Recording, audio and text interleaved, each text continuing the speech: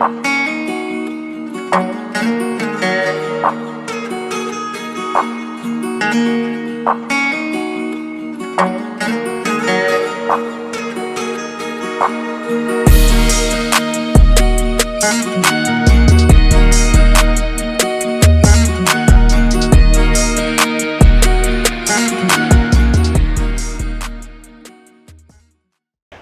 right, welcome back to this week's edition of Ribs Real Estate and Rambling with your host, myself, Roy May from Bach Realty Group. And today we have a special guest and a really good friend of mine, Jonathan Lusk. We'll get into that in a second. You're not that important. You're second important because first important is we're coming to you from Cooper's Old Time Pit Barbecue here in Aggieland. It's right off the bypass. I've said it a million times. If you're in town, please stop by. Fantastic people, fantastic barbecue.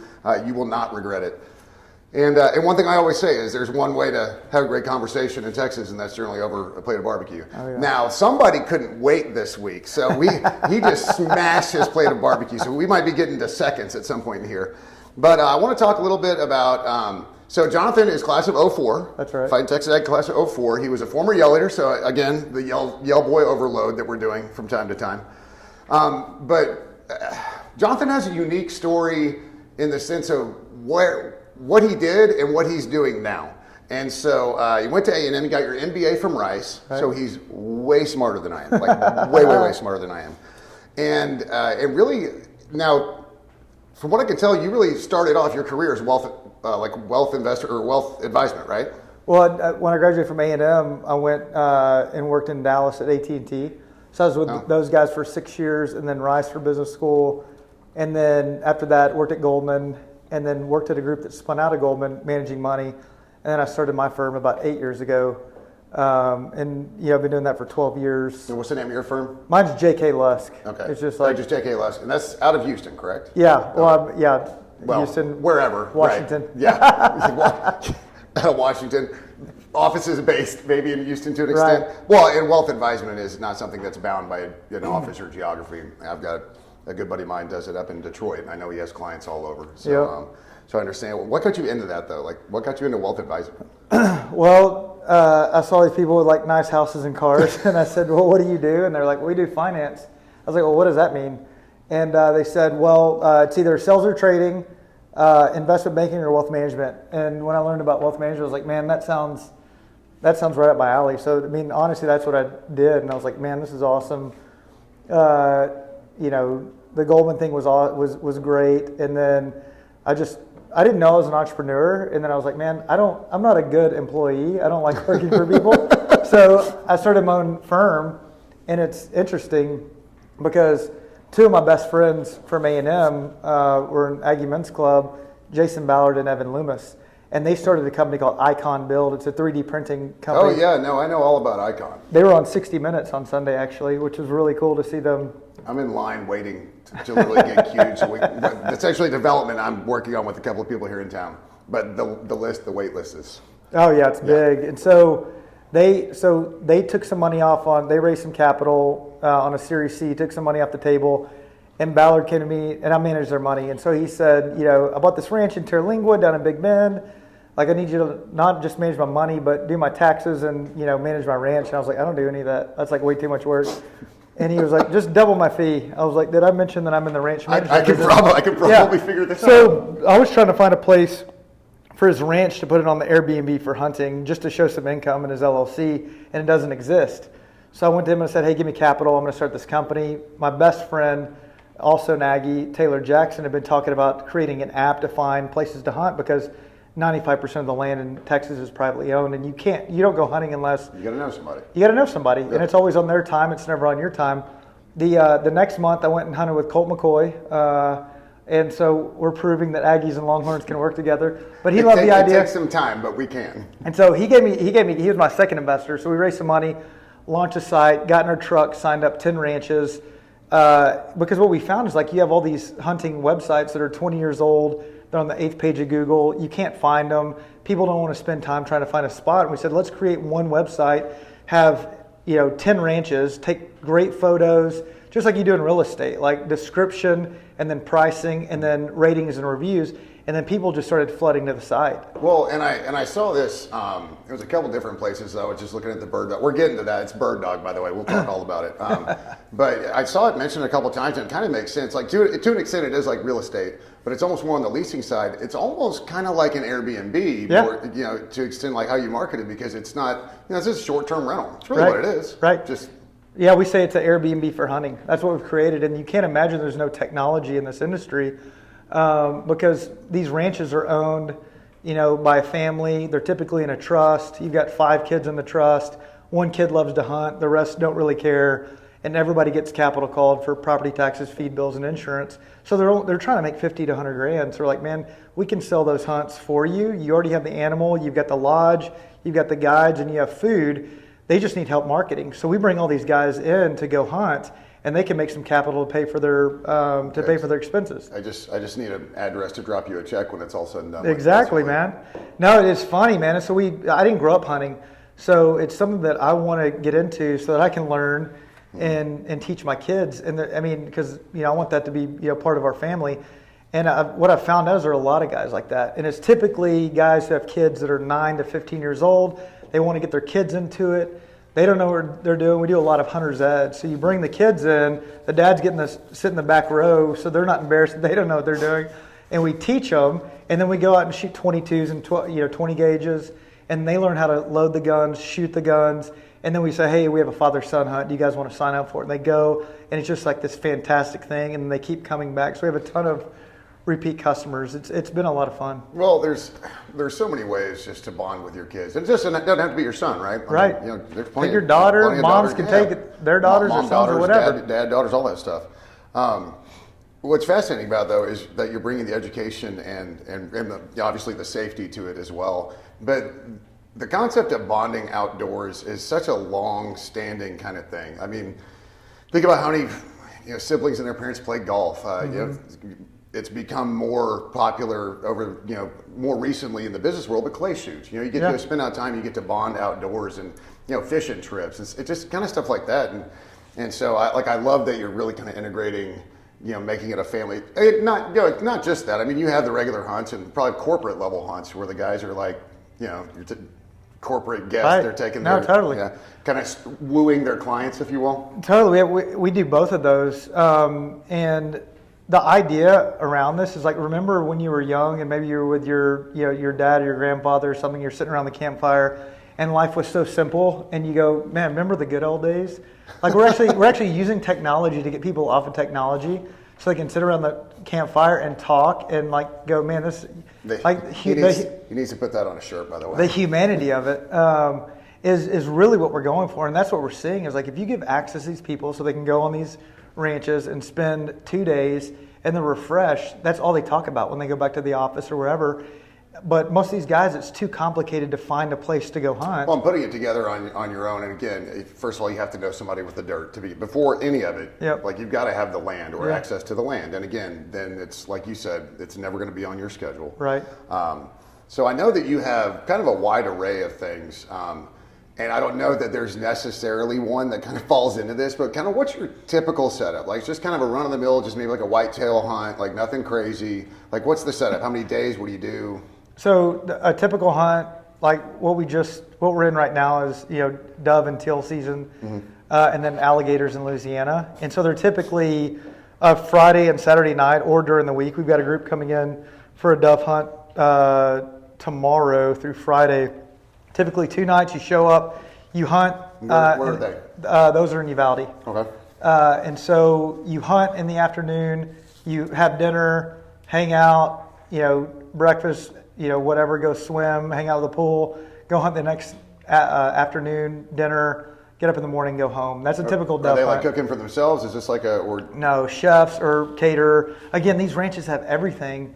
They're just not great at marketing. So it's really a full service hunting experience. Oh yeah, and we've got properties where you can bring your own food. It's just a lower price, so people can choose. But we've got whitetail deer, we've got exotics, we've got waterfowl, we've got upland, we've got alligators, we've got 2 spots in South Africa for plains game. I was going to say that because I was going to ask how many states you're in, but I know that you're also international. Yeah, these guys came to us during Dallas Safari Club last year and said, hey, we want to put our ranch on the website. And we're like, we're not really ready to go international.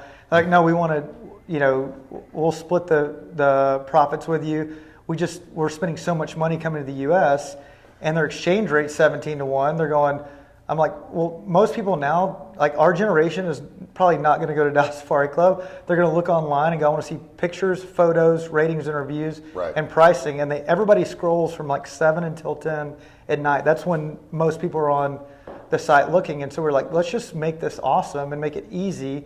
And then when they go on the experience, they have an awesome time. And then the hunters are our sales team. So they'll go back out. And one thing I was talking to Colt about, I was like, hey man, how cool would it be to have some country music singers come out and play for these groups? This is my favorite part about it. And he was like, man, it's great. I was like, well, who do you know? He's like, well, I know everybody. I was like, well, great. Who do we start with? So he connected me with Pat Green, and I called Pat and just said, hey man, would you be interested in doing this? He's like, I'm all in. So we gave him equity in the business. So he's one of my partners, and then Roger Krager's a partner, and we're really close with Josh Abbott, who we trade him hunts for music and just love it. So we create, and then we've got guys, that are from the DFW area, Houston, that play, that are great musicians. They just want to come out on the ranch and have a great time, and our clients love it. I mean, they have a blast. We're just around the campfire. Sitting around the campfire, and Pat will tell a story. Here's what I was thinking about when I wrote this song, or Krager, or whoever. And you have this awesome time, and then they're helping you build the company because they have equity in it. And so they're pumping it on their socials and doing things. So like all of our investors, we just raised some money, but like all of our investors either own ranches or biologists or hunters or athletes, musicians, all people who are helping us build this company to make it really, really big. I mean, the goal is to have tens of thousands of ranches all over the world that you can go to and book a hunt and go on an experience and make it very simple. Well, I think maybe that connection, even though I know you were hesitant because it's international with South Africa, but I feel like maybe, and if I'm wrong, please stop me. In the beginning, putting that together to get it on the site's really no skin off your hide, to be honest. It really wasn't, right? Right. So no, it's easy. It really benefits them, as far as, like you were saying, instead of coming this way, hunters are going that way. Right. But maybe that's kind of your gateway where people see, if you can start driving a ton of success in that hunt, you'll see more international. I mean, I'm sure you want to get up into Canada, right? Argentina, yeah. We're not there, but I mean, well, the biggest thing that we focus on is private landowners versus partnering with outfitters, because like we love outfitters, but it's easy. If I were an outfitter and someone sent me a lead, I would give them my card and say, call me directly. Yeah. Landowners are not going to cut you out. So that was the biggest thing. Is like, hey, these places in Africa, we don't know them very well. Like we want to make sure that our customers repeat, because that's a very important metric for us, for them to go on an experience and come back. And I wasn't sure about it, so like, hey, let's try this on the first one. We put the ranch up on the site, and within 2 weeks we had 2 hunters that went and had a blast. They were there for a week. The Africa folks loved it. We loved our clients loved it, and it was like, okay, we can do this. So we felt very comfortable with it. But the whole idea is private property owners. Like that's who we focus on, and these are just ranches anywhere from 250 acres to 100,000 acres, and they typically have lodging, guides, game, and food, and that's it. And then we're like their marketing arm, but we think about it as like an Airbnb for hunting. And then we do, we can help them with live trade animals. Hey, we need more oryx, or we need more red stag, or we need whatever, so we can broker those animals for them. And what we're finding is there's a younger demographic of people buying ranches now, and you guys may see this as well, but they're like, hey, they're sitting in Dallas or Austin, Houston, San Antonio, and they're working on their laptops, and a pipe bust, or they need an electrical issue fixed. They don't want to spend 20 hours on the phone trying to find somebody. So now we're building a landowner portal that will allow them to black out their dates that they're going to be using the ranches, but also provide services on the ranches so that they don't have to be out there on the phone. It's almost like property management. It's like an Angie's List for rural landowners, like property management. That's exactly what we're getting into. So you've really gone from just starting hunts to really you are a complete, like just wildly broad one-stop shop for these guys. Yeah, we just want to make it easy to own ranches and operate ranches, and then make income. To make income, that's it. We're not making you millions. All these ranches lose money, like they're all owned in these complicated, family situations.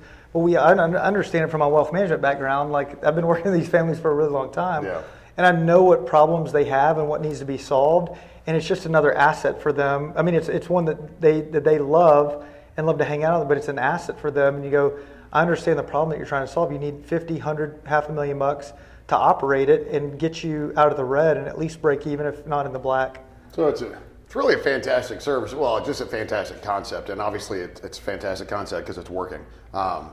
But like you kind of touched on, having that background and just understanding what, on the other end of this transaction, understanding what they're going through and how it operates on that end. So it's probably a lot easier transition to get it up and running, because you already know when you're coming to the table to speak to these landowners, like you can be like genuinely empathetic. Yeah. Like, yeah, not just trying to be nice and feel bad for them. Like, you can be like, yeah, no, I understand completely how this works, and that's why we're doing this way. Yeah, I know. We don't understand the finances of it. We understand the relationships with the kids and the grandkids, and we understand how they can make money, and we understand where they lose the money. And so we just present it to them with information and go, hey, here's what the other 30 ranches are doing. Like, and we also have the data on the hunters to go, hey, we had 500 hunters, and 20% of them want to shoot 150-inch whitetail. You don't have to go buy 200-inch whitetail. Like, here's what people want. Yeah. They care about this. They don't care about this, and this will make your operation better. And you can kind of focus your money where it matters. Focus it, yeah. Yeah. More focus your money. Yeah, it's more of an investment, because all these guys made money doing something else, and then they bought the ranch. But most of the ranches are not run like a business, even though they are one. Even though maybe they should be. Yeah, they're all in LLCs, so typically they are, yeah. All right, we're going to back off that for a second. Yeah. You're a Whitesboro boy. Yeah. All right, so you grew up in Whitesboro. And for those of you who don't know where Whitesboro, Texas is, it is west of Sherman, Texas. And if you don't know where Sherman, Texas is, drive to Dallas and then just kind of keep going for about an hour. It's pretty much. So my parents were Sherman Bearcats. Oh, really? Yeah, so my parents graduated from Sherman High School. I grew up there. And so these are not big towns by any means. I love Sherman, though. I adore it. I think it's one of the cutest towns in Texas. But it's about the size of this table, give or take. Did you grow up as an Aggie, or at what point in your Whitesboro career did you decide Texas A&M is what I want to do? Well, my dad's a class of '79. He's a wildlife and fishery science major. He's a fisheries biologist. And we grew up, there's 6 of us, grew up very poor. I think my dad made $30,000 a year. And in 1997, I think the Texas legislature passed the top 10% rule. So if you graduate in top 10%, you're automatically admitted into public universities in the state. So he came to me when I was in the 8th grade and said, hey, if you can finish in the top 10%, you need to finish in the top 9 of your class, because you got about 100 people, 90 people in your class, you can go to A&M. And so I just worked my tail off. And that's where I wanted to go my whole life. I mean, he took me to a football game when I was little, a couple of them, and that's the only place that I wanted to go. So I made my grades. I got an A&M. I left Whitesboro. What was the decision to go in the Corps? Was your dad in the Corps, so like you were going to be in the Corps? No, he was not in the Corps. No, I met, there was a guy named Bob Jewell who ran the daycare in Whitesboro, and I was a lifeguard at the swimming pool. And he was like, hey, you going in the Corps? I was like, no way, man. I was like, I want to sleep in and hang out. And he said, I want you to go make a T-chart of all the positives and the negatives of the Corps. It's almost like the Benjamin Franklin, right? Yeah, he's like, I want you to come bring it back to me and let's talk about it. And I wrote down, like, I'll stay in shape, I'll make my grades, and I thought that the girls liked the uniform. That was my criteria. That the order you put them in? that was my criteria. And so I was just walking through the MSC during, whatever it was, where you go visit before school starts, and there were some guys from Squadron 3, and they were the first people that I met, and that I was in. And it was, just remember, like, Scott Montier, who's our CO, was like so nice and everything. And my first day, right out of fish camp, I went to fish camp, and I went straight into FOW. And I just remember, hey, Scott, how you doing, man? And they were, get on the wall right now. I was like, all right, man, this is a different world. This is Scott anymore, huh? You're going to be Scott next year. It was a rude awakening, but it was one of the best decisions of my life.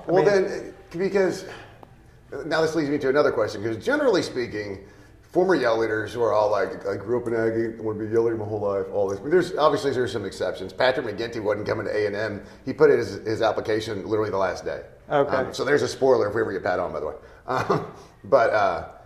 I mean, if you decided to go to the Corps, what was MSC open house or whatever that is? It was literally walking through the MSC, not even open house. It was like your new student orientation. Oh yeah, like new student conference. And Squadron 3 had a table in the MSC, and I just stopped to talk to him. I was like, well, Bob Jewell said that I need to go do this, and that was it. I mean, I was like, okay, I'm doing it. And literally, I was like, I knew that my high school probably wasn't super competitive, compared to what I was about to enter, and I was really afraid of like not making my grades. Afraid of academics. And so I was like, man, if I can get in this, I know I'll have the discipline. And if I don't have the discipline, they'll make me have it. They'll make me have it. And so that's what it was. It wasn't like I didn't know anything about the Corps until. Then what led you to be a yell leader? Well, I mean, I guess if you came, you knew as a yell leader as a kid, right? I didn't. Really? No, I didn't really know what it was. That's one of my first memories, and I probably didn't know what it was. But some of my first memories of really just first memories, like 5, 6, 7 years old, was Dad bringing me up to a game. Coming up to College Station, going to a game, and I remember seeing the yell leaders and everybody kind of, how everybody reacted to the yell leaders, and I always thought that was so cool. Yeah. So like, how do you end up being a yell leader? Because you don't just like walk in and ask for a pair of whites. They look at you and you're like, you could be a yell leader. You look good. Yeah, sure, give them a pair. Yeah, no, I mean, so freshman year, you don't feel like you're part of the university. You're just, like all my friends are having fun and I'm not. All my friends from fish camp and I'm here, doing push-ups on, Friday. Friday night. Yeah, and it's like, this isn't great. And then my sophomore year, I was in the Cav, but I knew who the yell leaders were once I got into the Corps, and I was like, man, that's really cool. And then there's this whole idea that you don't talk about it. Yes. And then went through the Cav, and then we had Core Block, and I got selected as one of the 4 guys, and then did the interview. And my interview was crazy because it's the top 20 senior cadets, and you've got to greet each one of them, and they ask you all these questions. And it was weird because I knew every single person's name. I went through every single one of them like this. And my mind sometimes works like that, but it was like crazy that night. It just so happened. And it was just a great interview. And so I got in, and then Tim Bailey, and we were junior yell leaders. We ran, against the university and won, and it changed my whole life. I mean, think about this, like this poor kid with my dad's a fish guy, but there's no real legacy. There's nobody. I didn't have any friends in the Corps. I didn't know anybody that was in the Corps. I met Aaron Kinsey, who was in my fish camp, who ended up being the deputy Corps commander, and he's still a good friend of mine today. But I didn't know anybody. It was just like I started it, and it was so hard. I was like, I'm not going to quit the Corps. I'm never going to. I wanted to quit like 6 times, and I was like, I'm not quitting because my dad wouldn't let me quit anything when I started it. And then you get elected yell leader, and it changes your whole life. I mean, this.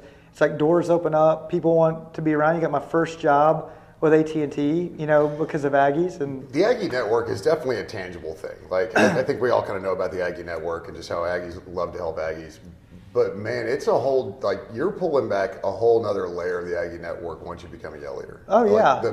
The people that, like, having your Aggie ring and talking to people and seeing people out in public in another state or, in the airport, they're like, oh, I've noticed your Aggie ring. And, you know all those stories. Yeah. But once you become a yell leader, just the people you meet while you're a yell leader is really, those are the connections that end up probably driving you into what it ends up being a successful career for the most part. Your first job might be a lot better than it was had you just been an Aggie out of the Corps, which is that's a crazy statement to say. Like, just being an Aggie in general opens up so many doors. Yeah. And so I understand what you say. Like, it's the people you meet and the relationships they're different. And they're just a little different. And even the guys who didn't go to A&M still respect you. Like, I got my job at Goldman because the managing director was Shea Morenz, who was the quarterback at Texas back in the 90s. Mm-hmm. And during my interview with him, he didn't talk about grades or whatever I was learning at Rice. He was like, why should I hire you? And I was like, I'm looking out on the floor, and all I see is Longhorns. And I was like, I know a ton of Aggies, and you need an Aggie on your team, and I want to be the guy, so hire me, Shea. And he was like, all right, you're in. And I mean, literally, that's how the interview went. You can ask him. It was so funny, but they respect it. I mean, they know it's a big deal, and it's a life-changing thing in every respect. I mean, I met my wife, who was on the soccer team, yelling at one of her matches, and here we are, we've been married for 15 years, and we've got 3 kids. Got 3 kids? Yeah, and we're just very thankful, man. That's awesome. Yeah, so that's another door that it opens. Is getting married, right? Heck yeah. I was on the other side. I was married, and then I got to do a yell leader. It was a little different because basically I'm incredibly old. We're probably the same age. I would have been class of 01 had I come straight out of high school. Okay, so, awesome. Yeah, so I'd have been the guy you call by my first name on the first day of FOW. Oh, yeah. You're Bubba and Ricky's age. Yeah. And Cholik. Just a couple of old farts, huh? Yeah. So I do want to get back to Bird Dog just a little bit, but before we do, and I love talking about being a yell leader, but we got to talk about some yell leader stories. Yeah. And I'll leave some alone. But when was the first time? This is always kind of a fun one I like to ask formers. When was the first time as a junior yell leader you truly felt like you got it? You understood exactly what you were doing as a yell leader. Was it an event? Was it somebody you talked to? Like Memo, for instance. Like remember Memo Salinas when he came on? Like basically G-Ram called him in his office and threatened him because he was the first Hispanic head yell leader. Like G-Ram straight up threatened him. And he walked out and he was like, oh wow, like oh gosh, I really get it. Like the weight kind of hit him and he understood. And his is obviously a little different situation, but what was the first time that you were like, I get it and I can do this? Well, they never taught us the yells until you get elected. And so the guys who we were running against, like who were non-regs, were like great at the yells, like way better than me. And so we're like, we're not going to have a yell competition because they kind of challenged us. Like, I'm not doing that. I don't even know how to do the yells. But the night you get elected, it was like the next day they were like, hey, there's an event at the 12th Man Foundation. We need you guys to go. And I was like, okay, so these guys are going to go. Like, no, you're going. You're elected. I was like, I don't even know how to roll my sleeves. I don't even know what I'm doing. And I just remember going to this really nice. There was a lot of forks and spoons and knives. And I was like, this lady was like, hey, honey, just watch me. Just follow my lead. I was like, this is the fork for salad. I was like, okay. And then everybody, Connecticut. Yeah, but everybody outside and with the forks. Yeah, so everybody, like all these people come up to you, and you're a rock star overnight, and you're like, but all you're doing before that is campaigning, and you're not sleeping, and you're certainly not going to class. It's like I'm just exhausted, but now you're famous, and it's like it was a lot to take in, but it was also really cool. It was probably that first dinner at the 12th Man Foundation where I was like, okay, this is real. This is it. I better learn how to do the yells. So funny. Ideally, that at some point will come up. You need to know how to do that. So that's when it hit home for me. Oh man, so many great memories though, right? Yeah. Oh yeah. I mean, the probably the greatest memory I had is when we beat OU when they were #1 my junior yell leader year. And Reggie McNeil threw that pass to Greg Porter in the end zone, ran in the band, and I jumped on the back of Greg Porter, and I was like fired up. And the ref was like, "You do that again, it's a 15-yard penalty." And Cardo grabbed me by the shirt and ripped 2 of my buttons off. He was like, "You're gonna pay for this later." I was like, "Oh no!" I was just excited. But we beat them and got carried off. Went to Fish Pond, and that was a cool deal. That was in 02. Yeah, that was 02. I remember watching that game. I was in the old guard. And like all the buddies, we were at a sports bar watching the game. I remember that. Wonderful memories of that, as a matter of fact. That's so crazy. Yeah, see, the refs were cooler with me. Well, like at the Chick-fil-A Bowl, Troy Hurd jumped into my arms. Literally just jumped into my arms. Apparently I did get a penalty at our other bowl, but I don't think that was on me. I think that was on Malcolm Kennedy. All I know is when I got back, my phone was dead because everybody was like blowing me up about it. So talk to me just a little bit about, because I've got one kid and it's now an empty nester. Yep. But talk about going from like this wet behind the ear junior yell leader to somehow meeting this beautiful woman who becomes your wife, right?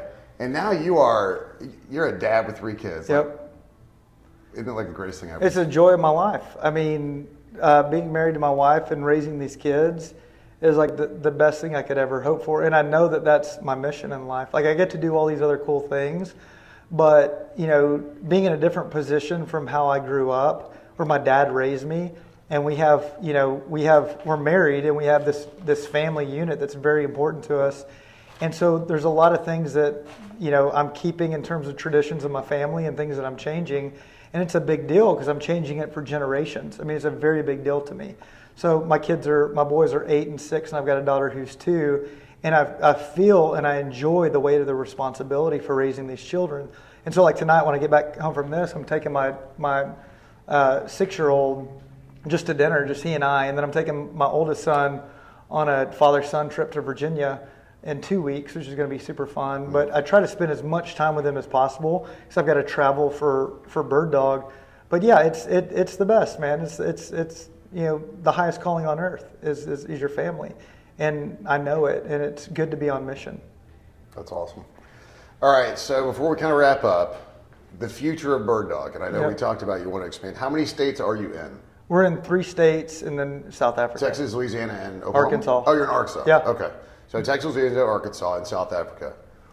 What's like 1, 2, 5, or 1, 1, 2, 10? What's the immediately, this is really what we're trying to get going. And then, what's the goal? Like, what's the end game? To be Yeah, so Texas is a big state. Hunting in Texas is a $5 billion market. And so if you can just get 10% of that market, it's huge. What we found is a lot of people have reached out who are landowners in Louisiana, Arkansas, Mississippi. We've had people reach out in the West, but West is really driven by outfitters, not landowners. And so we think we're going to go east first. Okay. So you want the landowners who are going, hey, we're not going to try to sell around you, or this guy say text me for free hunt. You're already at the point of landowners reaching out to you. Oh yeah, we got a wait list right now. Now is this to enter a state initially? There's like new licenses you have to have the way you guys operate, or you need to understand how the hunting works, when the seasons are. What licenses you need to hunt in those places, but they coach you up on it. Like they go, here's the playbook. We've already been doing it. We just need help selling these hunts because you may have deer that are 8 years old. They're going to die next year, and it's probably a $50,000 to $100,000 investment for them. And like, we need to go sell these. So we can help those guys do that. The goal is to have, like I was saying earlier, like tens, if not hundreds of thousands of ranches all over the world on the website that you can go scroll and book based on your price or species or location. And just go, add fishing and these outdoor experiences, and then everybody can go do it. I mean, that's our ultimate goal, and that's where we're headed. And we've got a great team. We've got a great set of investors who are all aligned on that mission. Speaking of that, since you know the Icon guys, you're going to have to put in a good word for me to maybe, I'm trying to jump the line at least a little bit. Oh my gosh, good luck with that. Yeah, I'm trying to do a small community here in town. And just start small and look for the demand because it's different, but that's a whole different one, that thing. Yeah, that's not bird dog. But, it's all right. So first of all, thank you for coming. Yeah, man. Thank you for having me, man. One of my dear friends, very fortunate to have, and again, have met you because I never would have met you had I not been a yell leader. Yeah. We've been in different endeavors as well. So, but the friendship has always been there no matter what, and I've appreciated that from you.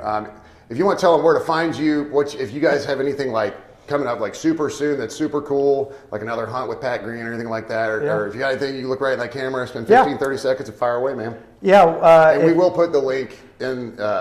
We'll put the link to your website so you can click below. So I would say if you have a ranch and this sounds interesting to you that you want to sell hunts, we'd love the opportunity to serve you and your family.